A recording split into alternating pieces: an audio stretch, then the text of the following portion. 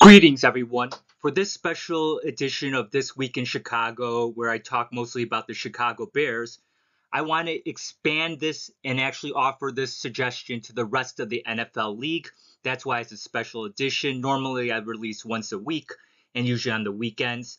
But because of the timing of the Tush Push and all the talks about it, I've decided to make this a little more generalized. So, anyhow, the title, as you can see, is called Beat the Tush Push with Strategy, Not Rules Lawyering. And you see it's by me, Professor Math, and you see the date so that you know that this is when I said it and I was ahead of the curve. So, an overview of this week's segment. I'm highlighting the key weakness of the Tush Push, and I'm offering a solution to defeating the Tush Push using actual football strategy. So the weakness of the Tush Push is that the offense uses the center and other linesmen to get underneath the defensive linesman, thereby allowing a path for the quarterback to climb over the offensive lineman to gain the few yards needed for a first down and a touchdown. So the solution is pretty simple. You create a vertical wall consisting of 1,400 pounds of human flesh, 3 players stacked in the center using heavy defensive linesmen, aka sumo wrestlers. You basically need to hire 2 sumo wrestlers on the defense. One to jump on top of the offensive lineman center that is crawling or lunging forward on the ground, and the second sumo wrestler to jump on top of the first sumo wrestler to form a 14-pound plus human vertical wall.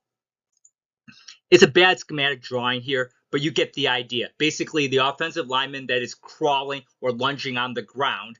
Then you have your first sumo wrestler jumping over, trying to reach the quarterback on top of him. The second sumo wrestler jumps on top of the first one to clog up the center. And I don't care how strong you are, quarterback, you could be Jalen Hurts, could be anyone. You're not pushing through that. Furthermore, by having them jump on the offensive lineman, it pushes down the offensive lineman, so it makes it easier for the second sumo wrestler to jump on top of the first one.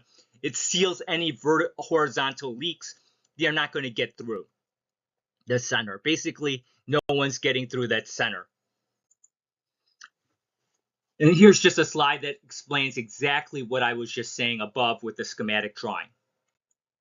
Why this strategy works. Normally, the heavy defensive linemen, sumo wrestlers, or any defensive lineman in particular, should never be able to jump over or walk over an offensive lineman that is upright on their legs in a crouching position. However, the offensive lineman willfully lunges forward and crawls on the ground. That's not really considered a genuine football move. I don't think many people consider it as such. And therefore, the linesman should actually expect, the offensive line should expect that other people will be crawling on them. In fact, like I said, again, it's not a genuine football move. It's expected that linesmen actually stay on their feet in a crouching position or standing position to guard their quarterback.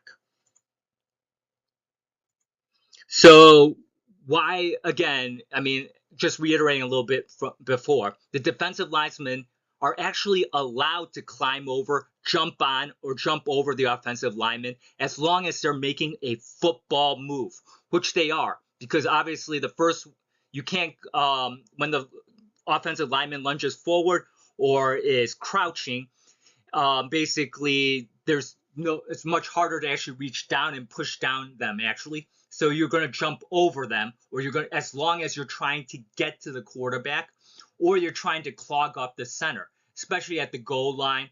I mean, obviously, that's why you have that 1,400-pound vertical wall. And we can go through the physics later, but it's not going to be exactly 1,400. It'll be more like a tower leaning pizza that's actually falling towards the quarterback by the momentum of how the 2 sumo wrestlers jump. If you want to get into the weeds, blah, blah, blah. But the important thing is actually getting it started by getting those heavy defensive linemen there and placing them there in the position to stop the tush push. Wrapping things up. So I encourage you actually to like, subscribe, and comment on this YouTube video so that more people, especially like the NFL coaches and owners, see this. I encourage fellow Chicago Bears fans, but also obviously any NFL fans, to speak out in general when they have an opinion, and just do what I do to get your opinion out there to social media. You call, type on YouTube, you post videos, you answer chats to get your thoughts across. Quite honestly, I mean, we know that there's a bunch of brilliant people working in the NFL. They're a multi-billion-dollar industry, but they don't have all the answers. And it's people who can look at it from outside of the NFL, like myself, that come up with these unique solutions. Again, like I said, I don't like the rules lawyering part where everyone's saying is tush push can't be stopped. No, I have clearly demonstrated how you can. And it's just the question of whether NFL teams are willing to do what it takes to stop it. Thank you. And I'll talk to you all next week.